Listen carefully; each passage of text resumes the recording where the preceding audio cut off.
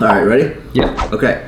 Hey, what's going on, guys? Tom here, and in this special episode, I have my friend Tim at my place, and we're gonna have a fireside chat about his Amazon business. Now, Tim has been on Amazon for about 1.5 years, roughly. Yep. And he's in the supplement space, so one of the most competitive niches that you can actually enter on Amazon, and he's done really, really well. Recently, he cracked $150,000 a month, and this is his first Amazon business. So it's always really interesting to bring on guests like Tim, who's done really well, and even so, it's a really competitive niche. Tim actually has some really, really good insights for all of us to learn, and there's a lot of things that I found really, really interesting. So yeah, anyway, welcome to the show, Tim. Thank you. All right, so this is the third time, okay? Third time the charm. So, third time's the charm. Tim, why don't you just tell the viewers a little bit about yourself first? My name is Tim, second time over here. Thank you very much, Tom. Of course. For the invite. And as Tom mentioned, I'm in supplement space, has been doing private label for 1.5 years or so. Started my first, it's not really first actually, because I did one brand back in school. Okay. But yeah, we could talk about that. That was a pretty cool experience. Was totally failed, but again, was good experience. But this is technically my second one in supplements. And so far, yes, I just cracked the 150K a month mark, and working on that, managing a team of 3 full-time people, employees overseas in Philippines, as well as I'm about to start a brand new brand. It's going to be in supplement space as well, and we can talk about why exactly am I doing so, cannibalizing yourself and that kind of tactics that I guess bigger sellers do. And on top of which also I help manage 2 pretty decent sized brands for local investment fund that I used to work with. But right now I act as a sort of a Amazon group manager, because once the business is being bought, I'm in charge of integrating them, applying systems, building a team, and most importantly, launching new products. So technically you can say as of now, on day to day, I manage 4 brands. That's awesome. So let's just jump right into it, okay? Earlier we were talking about product research, and Tim has a very, very interesting approach to product research. So maybe you can share with people about how you do product research and what is the number 1 factor that you look out for. Sure. So when it comes down to product research, I'm pretty sure you guys know that, many people use different tools such as Jungle Scout, Black Box by Helium 10, and that kind of stuff. But honestly, I don't really use none of that. And the way I do my product research is literally manual search on Amazon. Just because, again, I don't really fish in the other categories, not like in kitchen or outdoors, none of that. I literally just go in supplements and I start just clicking around and seeing different type of products. And for me, it's very simple. It comes down to, I just look for demand, which is BSR. I looked for price range. Ideally, I want to see average price of $20 on the page. That's where we can make a decent margin on it. Yep. And as well as I look for, of course, number of reviews and the rating. But again, as we were discussing earlier with Tom, really the number of reviews, I personally believe, and again, just my personal experience, I believe it's very much overrated, because I personally managed to enter the space where guys on the first page has not even 1,000. It has literally it's 5 digits, so it's 11,000 reviews.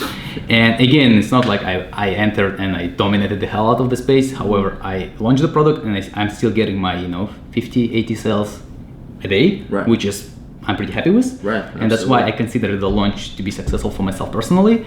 And that's why after that, and even before that, I also entered a couple of weight loss spaces, and it was the same story, where the people on the first page would have 1,000 reviews and over, and me being with 15 or 20 reviews, I would start cracking the first page and ranking, and I would be getting sticky, and I would start seeing great volume. I'm talking about again 800 units a day. That's why really after doing a couple of these rounds, I almost fully stopped worrying about the reviews. I still do. In ideal world, of course, you want to see the space with a great demand and low reviews, right? But let's be honest, this is almost non-existent.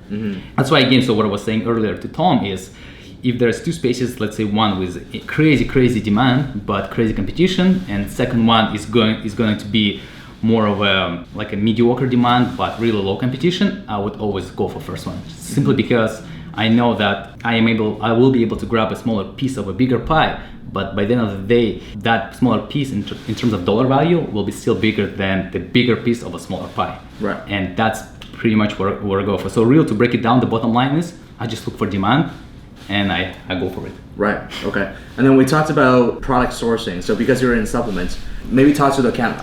My cat is being annoying, so I gotta fix him. But Tim, maybe talk to us about how you source for supplements, where they're from, and how do you know which supplier you ultimately go with? Sure. So when it comes down to suppliers, I get asked a lot whether, especially people who are looking into launching into supplement space as well, whether they should go to China, Canada, US, or anywhere else in the world. Me personally, I have my manufacturer in the United States, and as far as Chinese suppliers goes, I would strongly recommend probably to stay away from them, at least for supplement space.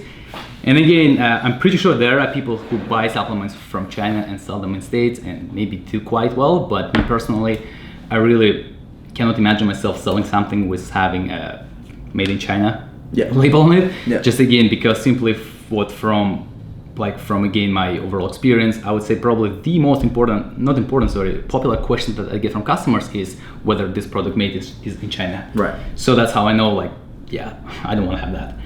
So that's my take on the location. And as far as choosing the supplier is. So how do you find suppliers in the States? Just right. Google? Yeah, pretty much, man. Just Google. Again, nothing fancy. No need to overthink.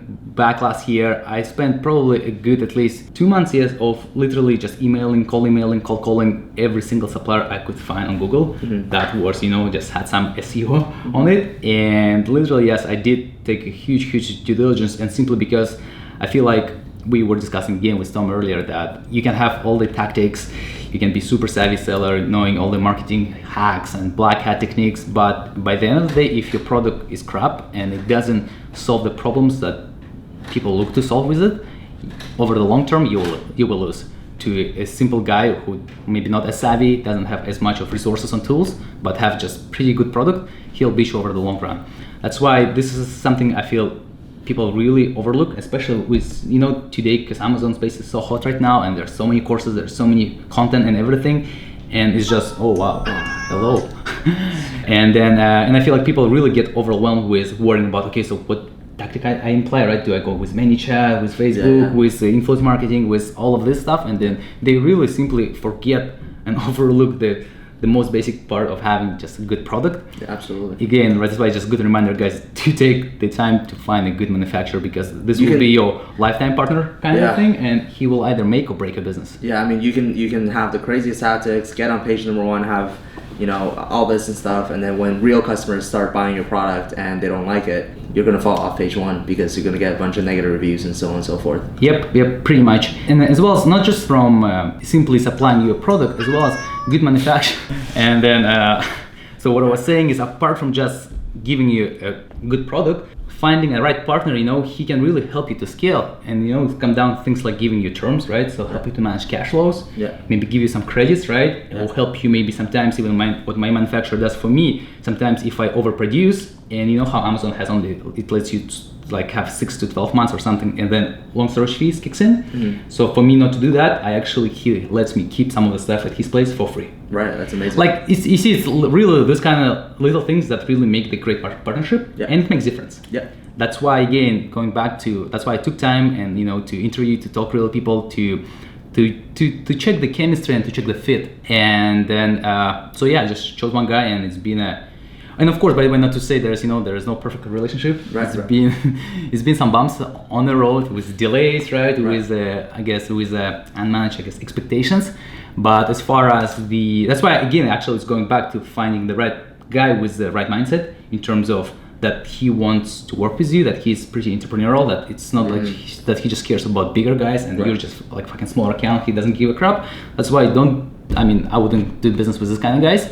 But again, you see, once you find the right dude, problems will arise and come up as long as there is communication, there's understanding, there's respect. Right. It's solvable, right? Okay, cool. So you're gonna place your order. You picked your product. You're gonna place your order, and during that time, you're creating your branding. And I think something that's really interesting in the supplement space is that it's really hard to differentiate. Of course, there are custom formulations and things like that, but that's not really easy to come up with because I think you have to have a background in kind of like chemistry, or not even chemistry, but you know what I mean, like health and stuff like that. And you got to show studies. You can't make crazy claims. You can't be like, oh, this is like, you got to do FDA tests and things like that in order to make claims. So I think one of the biggest differentiators when it comes to supplements is kind of the branding, right? So can you talk to us about? Well, first of all, do you agree with that, or do you just, or like, what's your thought? That's just my thought. Right. You can say whatever. I mean, you're the supplement guy. So what are your thoughts around differentiation? I guess. Yeah. How do you differentiate yourself? Right. Yeah. Now tell me your opinion. Let's say garbage.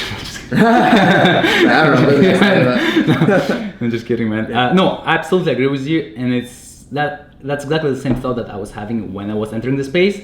That like how do you differentiate here? It's literally the same thing. Turmeric, like. Exactly, right? Yeah. But truth to be told, there are two parts of it. What you spoke about, that's ideal case, and for sure, if you can do that, it will just really help you to, it will just increase your chance of being more successful. Right? Whereas what's weird about supplements, and I really don't understand it myself, man. So even you're right, it's all the same product. Like, and when I say that, I mean the content of it, the supplements fact sheet is literally the same. Let's say it's vitamin C, 1,000 milligram per pill. Yeah. It's a 90 count. Mm-hmm. And what's crazy is you launch that and it still sells. Mm-hmm. And you go on the first page, it's literally top 8 guys have the same product and they're all sell. Yeah. I think that's something just unique about supplement space in general. Or about Amazon in general. Just so many people buying stuff. Correct. And I think really after thinking about that is first, I think good chunk of people actually don't even maybe realize it, because they never even read the supplements fact sheet. I have a suspicion that's why they come, they see different labels and then just, this is a different product and I'll just buy it. I think that's really big part of it.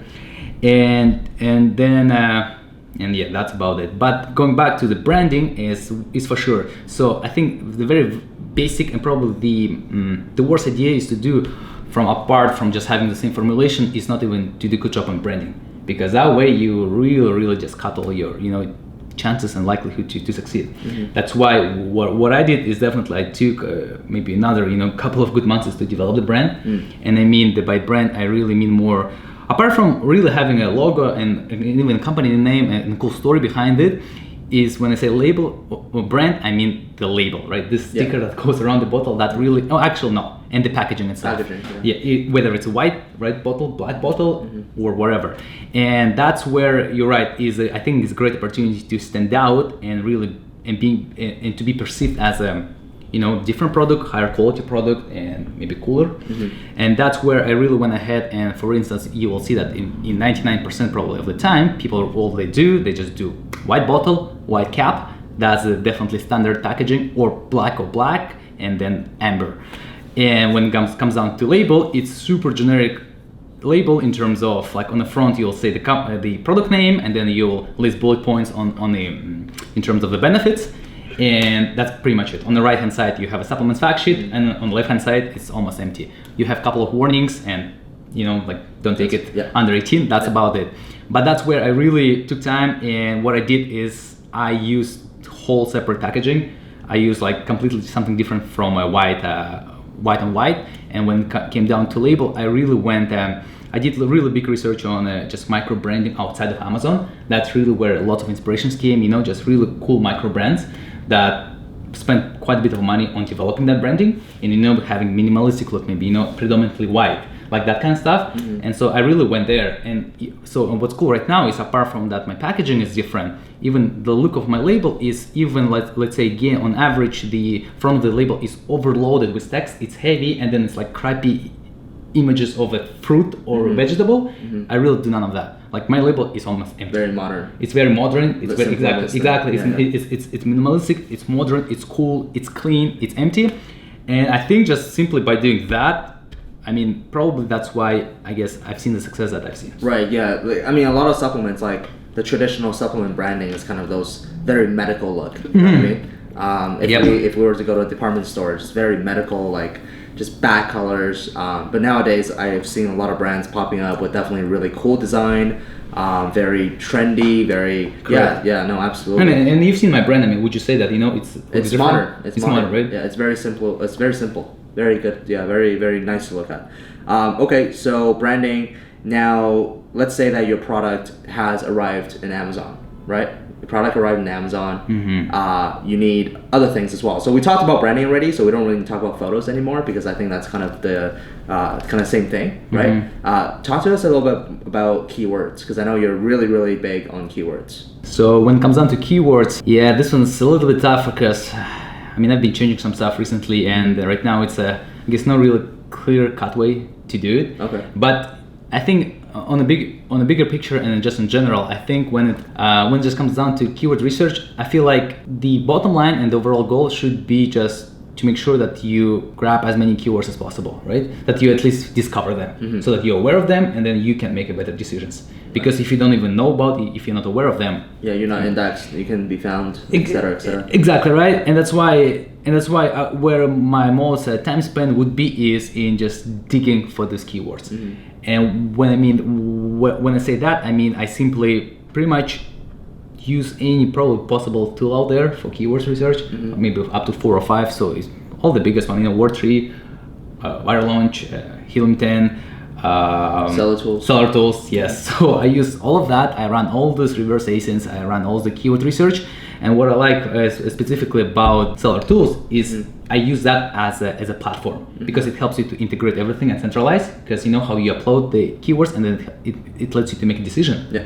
So that's what I like Seller Tools a lot for. So I would do that, and then I would drop all the reports from, again, from all those platforms, and I'll make decisions, and I'll have this massive list of, I don't know, like 4,000 keywords, unique search terms, 5,000. And then from there, that's where I would go, and I would start making decisions, right, for my launch phase. Do I want to just pick one and literally do giveaway for that one and really nail down that one, or I want to maybe take 5 to 7 longer tail ones and really do more of a shotgun approach.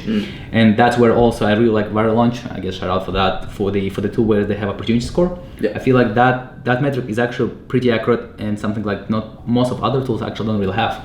So what's cool is that will show you the opportunity score out of 1,000. The higher the number, the better it is, and it simply means that there are less people not just competing for it, but there are less people who are even indexed for that keyword. Right. And some of the keywords, sometimes if you can add, find the keyword with a 10K searches, and then opportunity score is 1,000. Yeah, that's free money. Exactly, right? It really simply means like it will be probably twice or maybe 3 times easier for you to rank for that keyword. Because no one else is kind of going after exactly, right? And it's a big sort of a not misconception, but misleading of people just picking like main keyword and going for it, right? What I'm curious to know, if you were to launch on Amazon and you have to pick a keyword to go after, how do you pick that keyword usually? Do you just go for kind of the top most searched keywords? Or do you, because with keywords, here's what I found, is based on my experience, the 80-20 rules really apply. Meaning that 20% of the keywords really make up 80%. Probably even 80, 90, 10. Probably even, yeah, you're absolutely right. So do you kind of go for that 10%, or do you kind of go for the longer tail keywords that you just mentioned initially? Yep. Obviously, the goal is to be ranking on page 1 for as many keywords as possible, but your initial launch phase. Correct.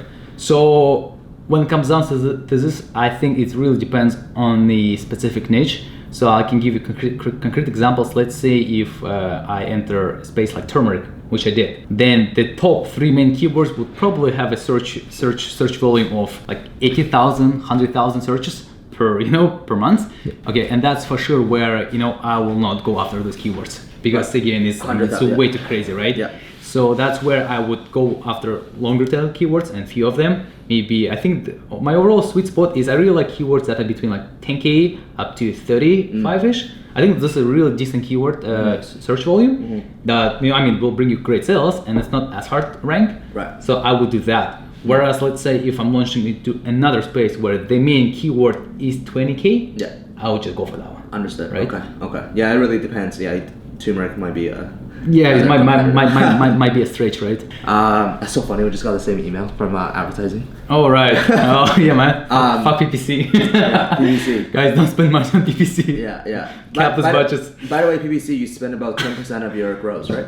Honestly, 10 is like pushing it. Is pushing it. Okay. Ideal spot is like 6-7%. 6-7% of gross revenue. So if you're making $100,000 a month, he will be spending about $6,000 a month on PPC. Yep, okay. Correct. And to be honest, I'm not the only one, because I have a couple other buddies who are, kid you not, maybe like 4 times bigger seller than me. Yeah. I ask them about PPC, they spend 5%. Yeah. And that guy is like, you know what, just fuck PPC, man. It's just. Well, it's tough to do PPC and supplements too, man. Like it's Yep. That's the thing, right? It's like PPC and supplement is pretty much. Oh yeah, because my CPC is average of what, $3-4. So my pretty much like before PPC margin is, let's say $10-11 per product. So it means like every 2-3 clicks I need to convert, which is impossible. I mean, 30% conversion. Yeah. That's why PPC is in supplement. It's a tough one. Yeah, for sure. So in terms of ranking, like I said, we have the program Rank and Bank. So if you guys are interested in that, right now it's closed, but you can click on the link below and register. I'll let you know when it opens. It is so freaking powerful, and Tim and I, we kind of talk about it. Basically, love to hear about how you rank, how you launch. Mm-hmm. So you pick the right keyword, you know your pricing, you have a great product, you have great branding, everything's kind of set up now. I know that you have a list, so you probably launched towards a list. But correct. Let's talk about for people that don't have a list necessarily. Mm-hmm. How would you do it if you don't have a list? Sure. I think before that, let's quickly touch base on how we discussed having the fundamentals in place. Yeah. Having literally like, I know it sounds so like boring, so annoying at this point, but that's really what that is. Yeah. Having your fucking listing in place, and having not just images but great fucking images, great right? Images, yeah. Great images and great work on SEO. I mean, for keywords and of course on your title and in your copy, it really matters. Like people think like wherever like bullets, nobody reads it. Maybe that's true, but still do your fucking best, right? Yeah. Because how they say luck likes preparation. Yeah. That is very true. Yeah. And so going back to the launch phase is essentially really my very first step is of course getting reviews. Yeah. Right.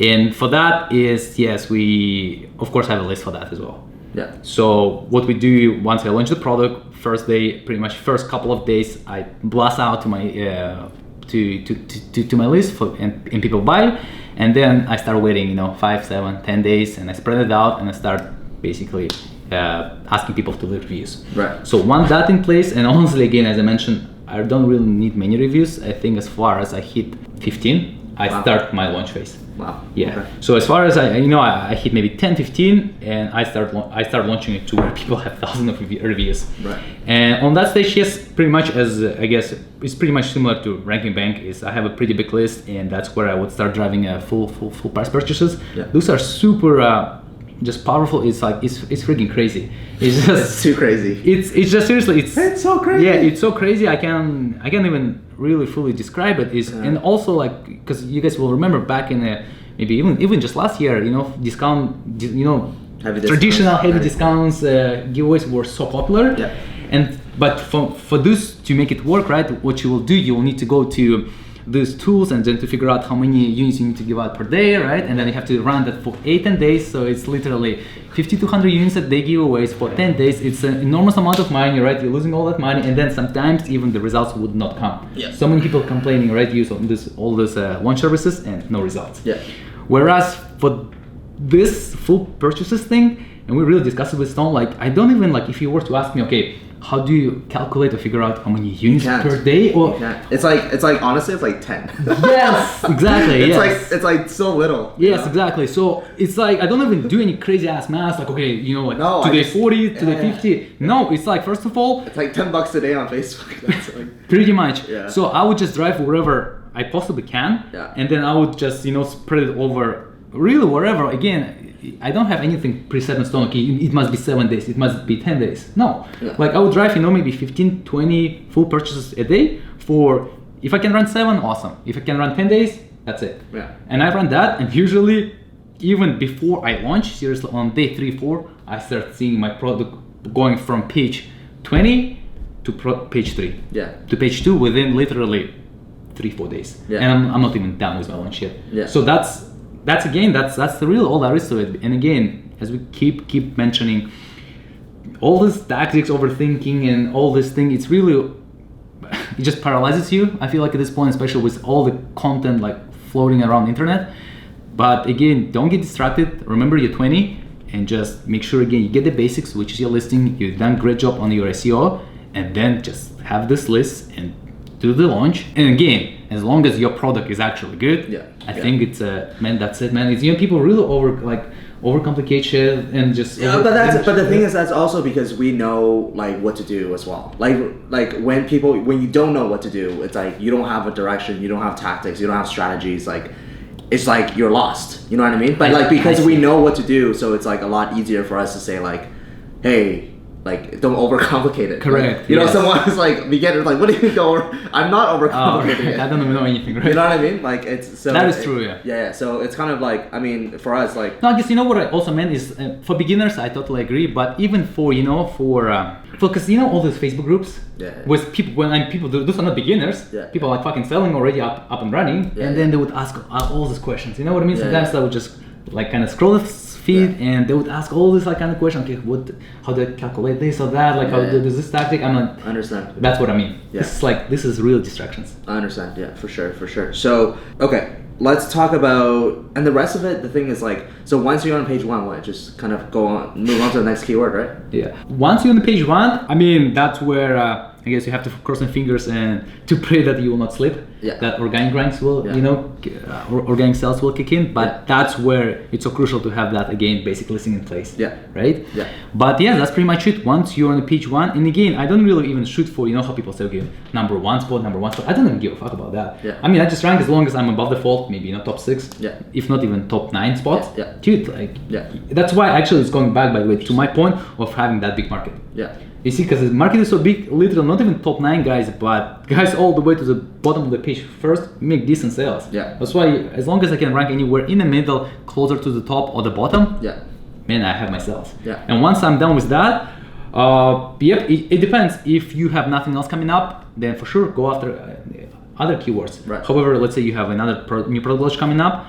I mean, I usually do that, and then I try to get products, all the products more or less on at least rank for some keywords, main ones, so that they would start getting this like 40, 50, 60 sales a day, which is quite a bit, man. Once you net $10 a unit, and exactly right. So those cash flows start coming in, and that's where I feel like you can start getting creative, on influence marketing, right? Or on marketing on a podcast, right? That one of the speakers spoke on the Ecom Hub Summit, and or doing like many chat stuff. That's where, because once the money is, that's where you can, gives you a room to wiggle. Absolutely. Yeah? So what I was saying is, you remember how you ask, yes, I have a list at this point, and you have it, and it's easy, but like what beginners do, who literally just subscribe for Seller Central and have nothing.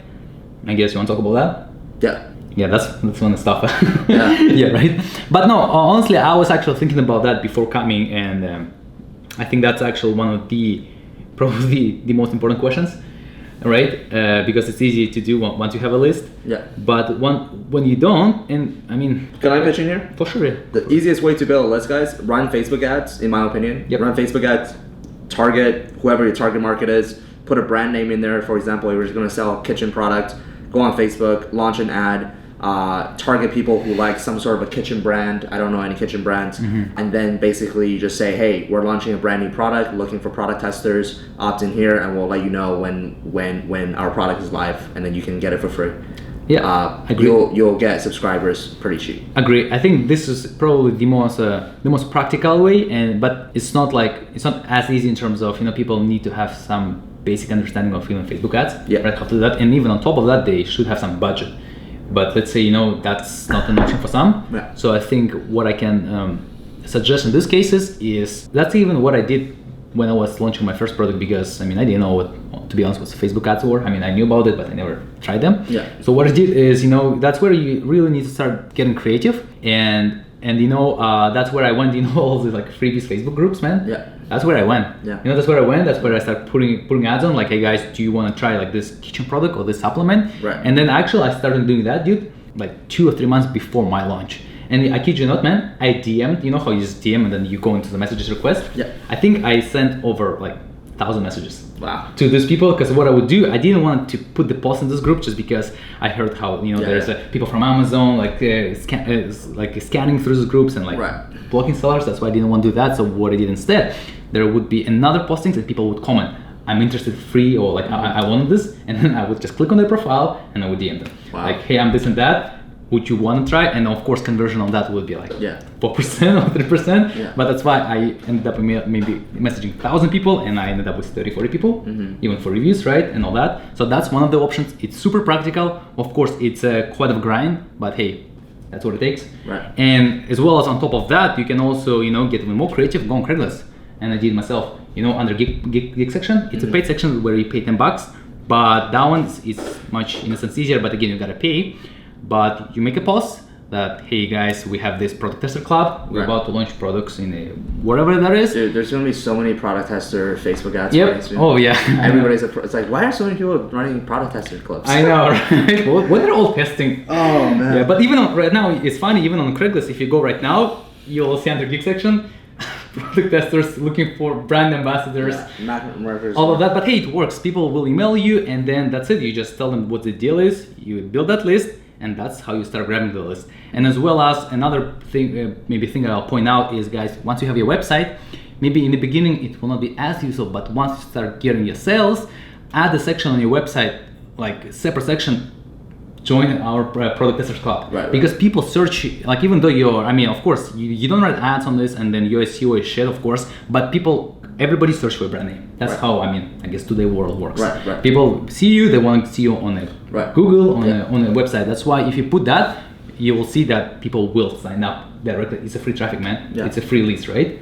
So that is a way as well. But then another piece is over the long run, and that's how exactly I build my list, is inserts. Inserts. Right? Inserts. You have an inserts, and then you guys, what I mean by inserts is you just gotta put something with your product so that anyhow these people to either email you or to come to your landing page, to your fucking funnel, to your ManyChat sequence, to send you text message, to scan a barcode. Yeah, just get some sort of a... There's so many ways to do it, but get them to get in touch with you so that you can pixel them or grab their contact information. That's how you build your list. And at this point, I really own a list of, out of my real customers, man, I know probably over 1,000, man. Wow, that's great. That's awesome. And that's real customers who buy. That's the real customers, by the way. Those are exactly real customers, right? Who ask for whether I have more products, I can, cross-market to them, right? I can do many things. That's awesome. That's awesome. So, first of all, Tim is full of knowledge, and he's very, very happy to share with everything. Now, let me ask you, why do you like to share these? Because a lot of people will be like, ooh, I know all these things, I'm just gonna keep it to myself. And recently you started kind of documenting your journey. Yep. People can follow you on Instagram. What's your Instagram handle? Maybe you can let people know. Sure, yeah, you guys can find me on Instagram at Timur Kim Here. So TimurKimhere. Timur Kim Here. Okay. So why are you documenting your journey? What's your why? Right. Honestly, man, I think by the end of the day, it's really about, how do I say it? It's really about others than yourselves, and I truly believe it.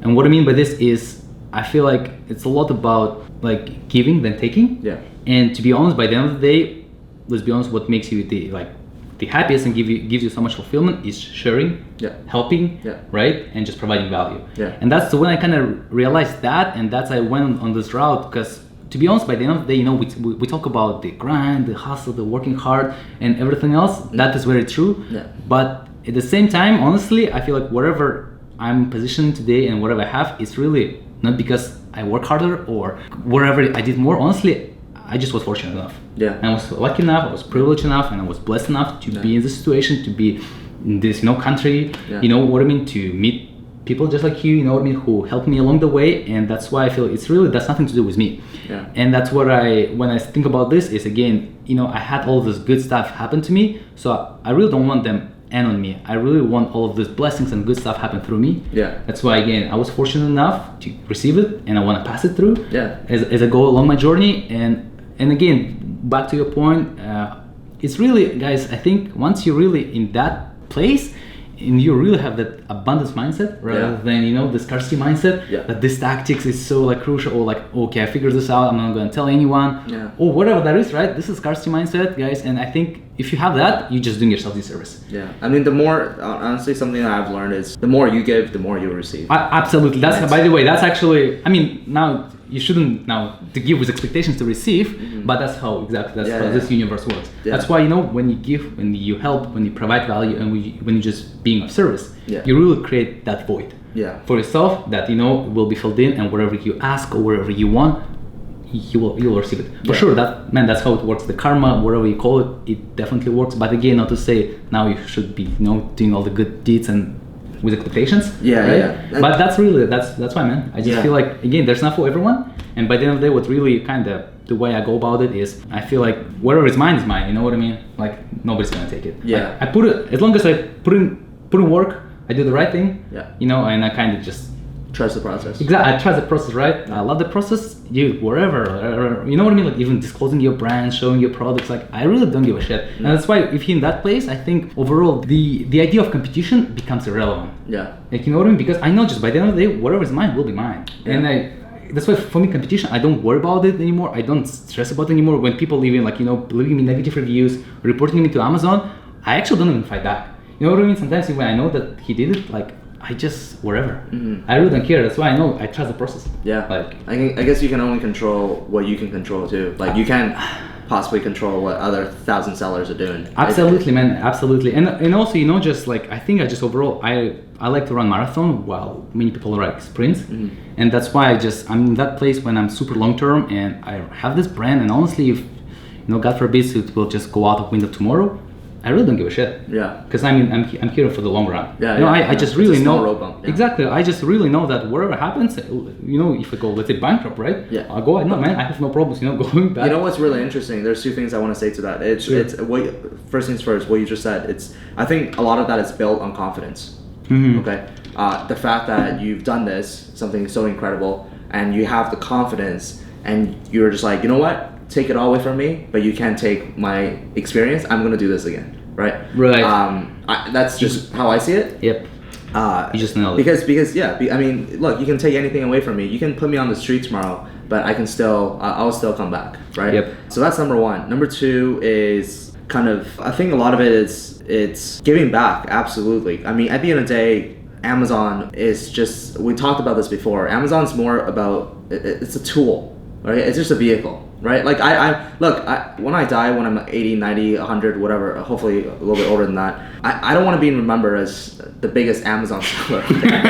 Like, hey, Don, what legacy you want to leave behind? On my grave, like the biggest Amazon seller. Top 100 Amazon seller. Like, honestly, guys, like that's really not what I want. Okay, I want something a little bit more impactful than that.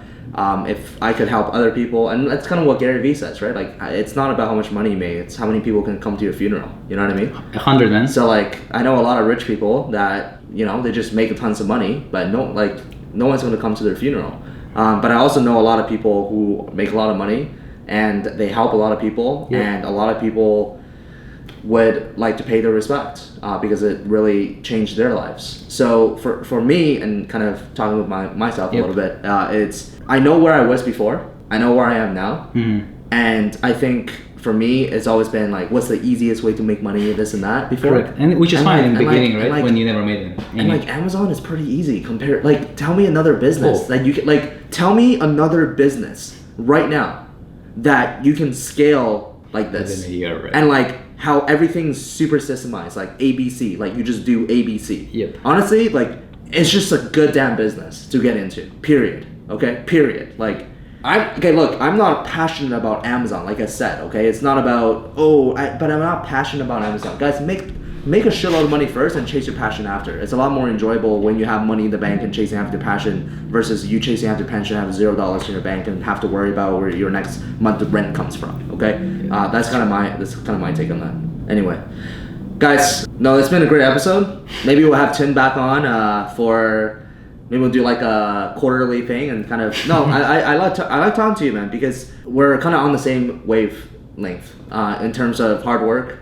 No, man, I'm trying to keep up with you, man. No. Gratitude, just improving yourself better than where you were yesterday. Just, I feel like we're on the, and I love being surrounded by people like that. It gets me going. It motivates me. Sometimes I'm kind of in a rut as well, and I need that energy from someone. No, for sure, man. That's why they say, right? You're the average of the 4 people around you, 100%. And what's really awesome about the overall really journey is, like, once you really start doing this, and even though you don't like Amazon and whatnot, the stuff and information you will learn, and the experience you'll get, and especially the people you'll meet, that exactly just like we're sitting here with Tom, that will really carry you through the process, and not just like Amazon based, you know what I mean, not just help you to succeed on Amazon, but overall in life, right? We'll keep you sharp, we'll keep you focused, we'll keep you on the right track. who like will be able to share the ideas, to share the energy, and that's where we really when like-minded people get in the room, 1 + 1 is 3. Yeah. That's 100%. Yeah. Because even our meeting with Tom was very interesting. We just met like on a random networking event. Do you remember the pub? Yeah. We just remember that. Top Golf. Or not Top Golf, sorry. The golf. Brown. The one. The golf thing. Yeah. It was a Cameron's. Yeah, Cameron's. Yeah, that was about 2 years. That was about 2 years. 2 years before, and dude, I remember actually, you were starting your YouTube just then. Like you were even asking me, because that's where I worked for private equity, and then you even asked me to maybe I should come over and talk about like investments and whatnot. I remember that very clearly. But hey, dude, look at you now. Like fast forward just 2 years, man. Like, I mean, it doesn't doing amazing, man. How many people not apart from you having your YouTube channel. Yeah. My cat. I'm gonna. If anybody want a free cat, let me know. I'll put him on for sale on Amazon. So anyways, what I was saying, not apart from you having great, super successful Amazon store, you're doing great on social media, but just how many people you impacted and how many people you helped. Yeah. Like, especially in Vancouver, I mean, dude, sometimes I meet people and sometimes people will reach out to me and we'll talk and they would ask me, okay, what what do you do, what should I learn? And then I would start bringing up your name, like, I said like that. I already took his course, maybe even. Oh wow. So it's just, man, it's just absolutely amazing, and just just as you said, Tom, like for sure, man, just to really know you, to witness your journey. And by the way, to be honest, like even maybe partially, the reason I started one of this documenting spree, man, is due to you. Yeah. I saw you, exactly. Seeing guys, it's really cool to remember that sometimes you just don't know how many and how you impact people. Yeah. Just like me, you see what I mean? Like maybe I never told you that, yeah. But by you doing, the great way to lead is by example. Mm-hmm. So you were just doing it out of like wherever, right? Because I remember, your story when you were working Yellow Pages and all that, right? Yeah.